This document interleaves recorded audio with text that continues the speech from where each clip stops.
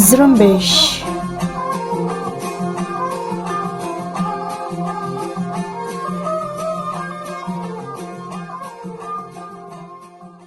یہ ریڈیو زرمبش اردو کی آواز ہے۔ آج منگل 4 مئی اور سال 2021 ہے، اور میں ہوں آپ کا میزبان دوست مراد بلوچ۔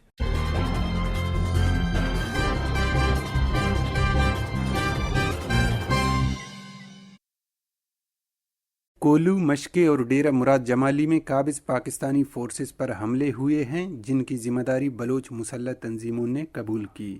کیچ، پنجگور اور ڈیرہ بگٹی میں ٹارگٹ کلنگ کے واقعات میں 4 افراد قتل ہوئے۔ فدا بلوچ کو بلوچ نیشنل موومنٹ کی طرف سے 33ویں برسی پر خراج تحسین پیش کیا گیا۔ خیبر پختونخوا میں بنوں سے دفن 2 تشدد زدہ لاشیں برآمد ہوئی ہیں۔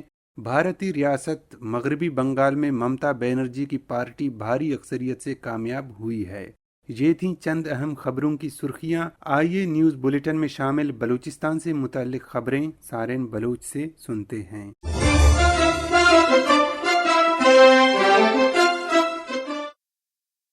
بلوچ آزادی پسند رہنما ڈاکٹر اللہ نذر بلوچ نے بلوچ نوجوانوں سے اپیل کی ہے کہ وہ قومی تحریک میں شامل ہو جائیں۔ اس حوالے سے آزادی پسند رہنما ڈاکٹر اللہ نذر بلوچ نے سماجی رابطے کی ویب سائٹ ٹویٹر پر اپنے ایک پیغام میں کہا کہ میں بلوچ نوجوانوں سے گزارش کرتا ہوں کہ وہ اپنی آزادی کے بارے میں سوچیں، خود کو تحریک آزادی میں شامل کریں۔ ایسا کرنے سے پہلے آپ کو کثیر الجہتی بلوچ معاشرے کا مطالعہ کرنا ضروری ہے، کیونکہ آپ بلوچ روایات میں ڈھلے بغیر محرک قوت نہیں بن سکتے۔ تنہا نظریہ کام نہیں کرتی ہے۔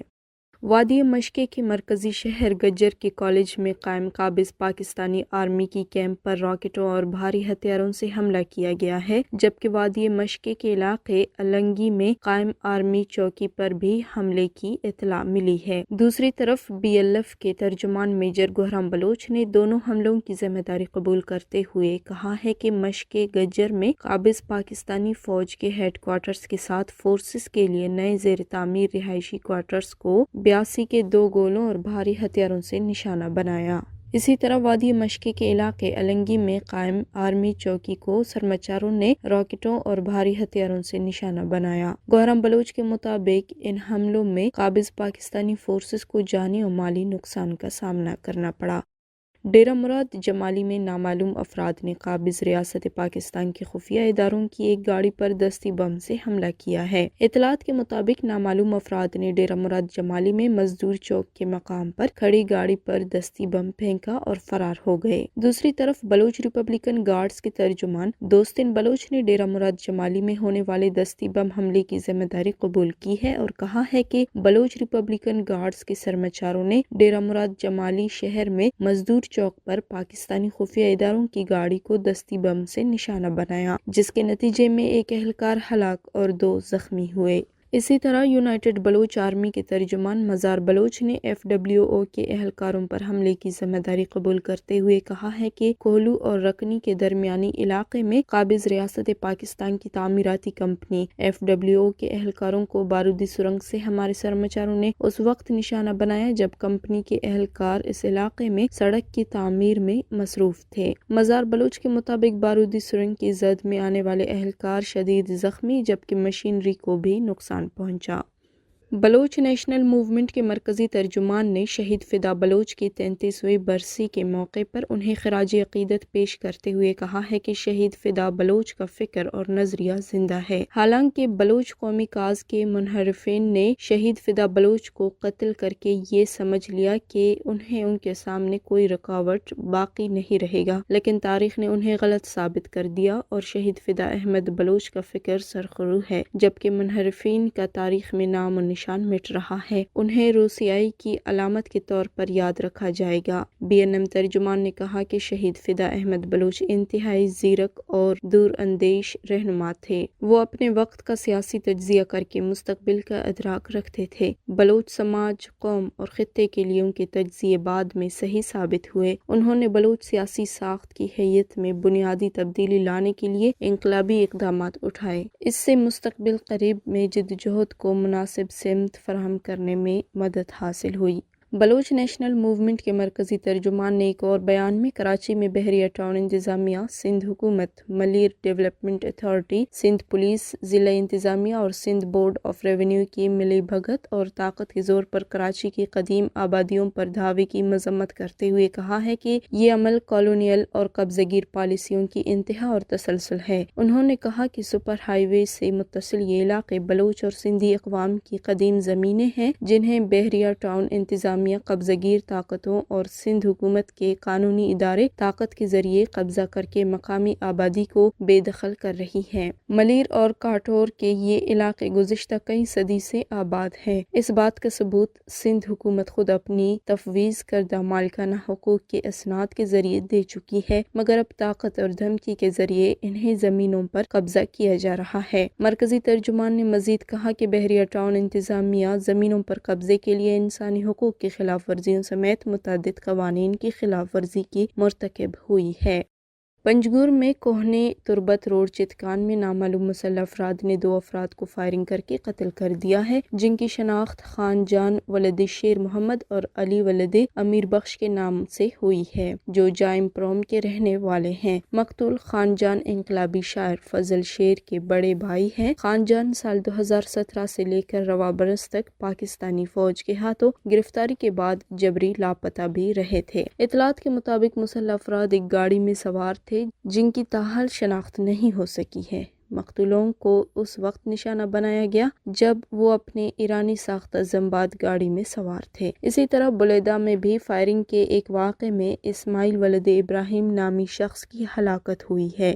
دوسری طرف ڈیرہ بگٹی کے علاقے سوئی میں نامعلوم افراد نے فائرنگ کر کے برکت عرف اندھا نامی شخص کو قتل کر دیا ہے۔ ہلاک شخص کا تعلق قابض پاکستانی فوج کے ماتحت مسلح گروہ سے بتایا جاتا ہے۔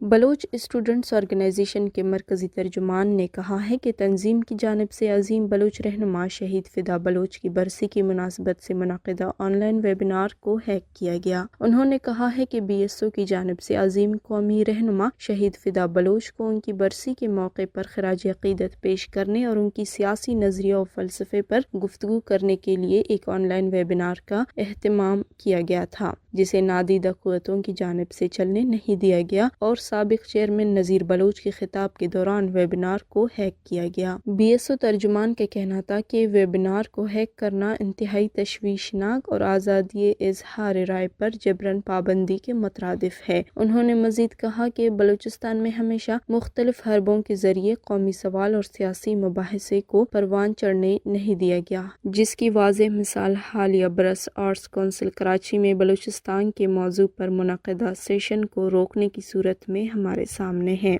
پاکستان کے صدر مقام اسلام آباد میں قائم تھنک ٹینک پاکستان انسٹی ٹیوٹ for conflict and security studies نے کہا ہے کہ بلوچستان میں صرف ماہ اپریل میں 6 ریاست مخالف حملے ہوئے۔ تھنک ٹینک کے جاری کردہ اعداد و شمار کے مطابق اپریل میں جنگجوؤں کے 13 حملے ہوئے، جس میں 8 شہریوں اور 4 فورسز کے اہلکاروں سمیت 12 افراد مارے گئے، جبکہ 43 افراد میں شامل 35 شہری اور 8 فورسز اہلکار زخمی بھی ہوئے۔ رپورٹ کے مطابق جنگجوؤں کے سب سے زیادہ حملے بلوچستان کے علاقے میں دیکھے گئے، جہاں جنگجوؤں کی طرف سے 6 حملے کیے گئے، جس میں 7 افراد مارے گئے اور 39 دیگر زخمی ہوئے، جبکہ فاٹا میں جنگجوؤں کی طرف سے 4 حملے ہوئے، جس میں 3 افراد مارے گئے اور 2 زخمی ہوئے۔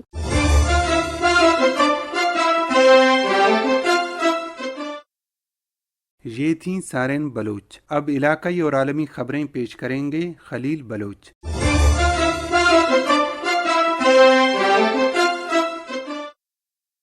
बंदोबस्त पाकिस्तान खैबर पख्तूनख्वा में बन्नू शमसी केल के नजदीक मिट्टी में दफनाई गई 2 लाशें मिली हैं जो 2 दिन पहले दफनाई गई हैं। लाशों पर तशद्दुद के निशानात भी पाए गए हैं। इस वाक़े के खिलाफ इलाके के लोगों में एक मरतबा फिर गमो गुस्सा पाया जा रहा है। वाज़ेह रहे कि रवां साल मार्च के महीने में ही जिला बन्नू ही के इलाके जानी केल में 4 कम उम्र लड़कों की लाशें मिली थीं जिन्हें कत्ल के बाद कम गहरे गढ़ों में दफनाया गया था। इन लाशों के मिलने के बाद इलाका मकीनों ने शदीद एहतजाज किया था और लाशों के साथ इस्लामाबाद की तरफ लॉन्ग मार्च किया गया, लेकिन बाद आज़ा हुक्काम से मुज़ाकरात के बाद एहतजाज खत्म किया गया। आलिया शमसी केल वाक़े के बाद एक मरतबा फिर लोगों की तशवीश में इजाफा हुआ है। ताहाल दोनों लाशों की शिनाख्त नहीं हो सकी है। पाकिस्तान के वफाकी हुकूमत ने अपोजिशन जमातों की मुखालफत के बावजूद इंतखाबी इस्लाहात मुतारफ कराने और इलेक्ट्रॉनिक वोटिंग मशीनों से मुतल्लिक आगाही मुहिम चलाने का फैसला किया है। पाकिस्तान के सदर मकाम इस्लामाबाद में वफाकी वजीर इत्तलात फवाद चौधरी के हमरा प्रेस कॉन्फ्रेंस करते हुए बाबर ऐवान ने कहा कि इंतखाबी इस्लाहात का मामला ऐसा है कि इससे आईनी बहरान पैदा नहीं हुआ, लेकिन आईनी इदारों पर अदम एतमाद का बहरान पैदा हो गया है। इसलिए वफाकी हुकूमत के इंतखाबी इस्लाहात के पैकेज में 49 सेक्शन मुतारफ अज़ब या तब्दील किए जा रहे हैं। प्रेस कॉन्फ्रेंस से खिताब में डॉक्टर बाबर ऐवान का कहना था कि वजीर आजम ने कहा है कि हम इंतखाबी इस्लाहात का एजेंडा पूरे कौम के सामने लेकर जा रहे हैं। सबसे पहले पाकिस्तान की सिविल सोसाइटी को इसके हवाले से ब्रीफिंग देंगे। ईरान के नायब वजीर ख़ारजा अब्बास इराक़ची ने दावा किया है कि ईरान के जौहरी मामलात से मुतल्लिक अमरीका और ईरान के मुज़ाकरात में पेशरफ्त हुई है, जिसके तहत अमरीका की जानिब से तेल और बैंकिंग के शोबे से मुतल्लिक पाबंदियां जल्द हटा दी जाएंगी। ईरान के सरकारी मीडिया पर दिए गए बयान में ईरान के नायब वजीर ख़ारजा अब्बास इराक़ची का कहना था कि मुज़ाकरात में अब तक होने वाले इत्तफाक राय की रूह से ईरान पर तेल, गैस, मशीनरी, बैंककारी और पोर्ट्स के शोबों में आयद पाबंदियां जल्द खत्म कर दी जाएंगी। अलबत्ता ईरानी नायब वजीर ख़ारजा ने यह वाज़ेह नहीं किया कि ये पाबंदियां कब और कैसे हटाई जाएंगी। इंडिया में हुक्मरान जमात भारतीय जनता पार्टी को मगरबी बंगाल के इंतखाबात में भारी मार्जिन से शिकस्त हुई है और मौजूदा वजीर आला ममता बनर्जी की पार्टी तृणमूल कांग्रेस एक बार फिर हुकूमत बनाने की पोजीशन में आ गई है। भारतीय मीडिया के मुताबिक 213 सीटों पर ममता बनर्जी की पार्टी जबकि 77 सीटों पर बीजेपी के उम्मीदवार कामयाब हुए हैं। भारतीय वजीर आजम नरेंद्र मोदी और वजीर दिफा राजनाथ सिंह ने भी ममता बनर्जी को उनकी कामयाबी पर मुबारकबाद दी और साथ ही साथ उनके अगले दौर के लिए नेक तमन्नाओं का भी इजहार किया, जबकि नरेंद्र मोदी ने उन्हें भरपूर ताउन का यकीन भी दिलाया। इराकी सिक्योरिटी इंफॉर्मेशन सेल के मुताबिक नामालूम अफराद ने काटियोशा रॉकेटों से बगदाद के बैनुल अक़वामी हवाई अड्डे के करीब इत्यादी फौजी अड्डे को निशाना बनाया। इत्यादी फौज ने अपने ठिकाने पर दागे गए एक रॉकेट को हदफ तक पहुंचने से पहले ही फिजा में तबाह कर दिया। इराकी हुक्काम के मुताबिक इन हमलों में किसी किस्म का कोई जानी नुकसान नहीं हुआ है। इराक के वजीर आजम मुस्तफ़ा अल काज़मी ने सिक्योरिटी सर्विसेज को हिदायत की है कि बगदाद एयरपोर्ट के करीब नस्ब करदा रॉकेट लॉन्चरों का सुराग लगाया जाए। फलस्तीन के शुमाली शहर नाब्लस में फायरिंग से कम 3 यहूदी आबादकार जख्मी हो गए हैं। ये वाकया उस वक्त पेश आया जब इसराइली फौज की एक चौकी पर फायरिंग की गई। जख्मियों में से 2 की हालत को तशवीशनाक करार दिया गया, जबकि तीसरे के मामूली जख्मी होने की तस्दीक की गई है। इसराइली हुक्काम का कहना है कि हमला एक कार से किया गया, जो कार्रवाई के बाद वहां से बाहिफाजत बच निकलने में कामयाब हो गया। वाकये के बाद इसराइली फौज ने इलाके को घेरे में लेकर वसी पैमाने पर सर्च ऑपरेशन शुरू कर दिया। ऐनी शाहिदीन ने बताया है कि फायरिंग उस कार से की गई जो चौकी से गुजर रही थी। म्यांमार में मुंतखब हुकूमत को हटाने के 3 माह गुजरने के बावजूद अवाम फौजी हुक्मरानी तस्लीम करने से इनकार कर रहे हैं, जहां हाल ही में एक बड़े मुजाहरे पर सिक्योरिटी फोर्सेस की फायरिंग से 7 अफराद हलाक और कई जख्मी हो गए हैं। दूसरी तरफ मुजाहरीन में शामिल बुद्ध बख्शुओं ने मुल्क भर में शहरों और कस्बों का रुख किया है, जिसमें तिजारती मरकज यंगून और दूसरा बड़ा शहर मंडाले भी शामिल है, जहां 2 मुजाहरीन हलाक हुए। मकामी न्यूज एजेंसी की रिपोर्ट में कहा गया है कि मंडाले में सिक्योरिटी अफराद सादा लिबास में असले के साथ मौजूद हैं।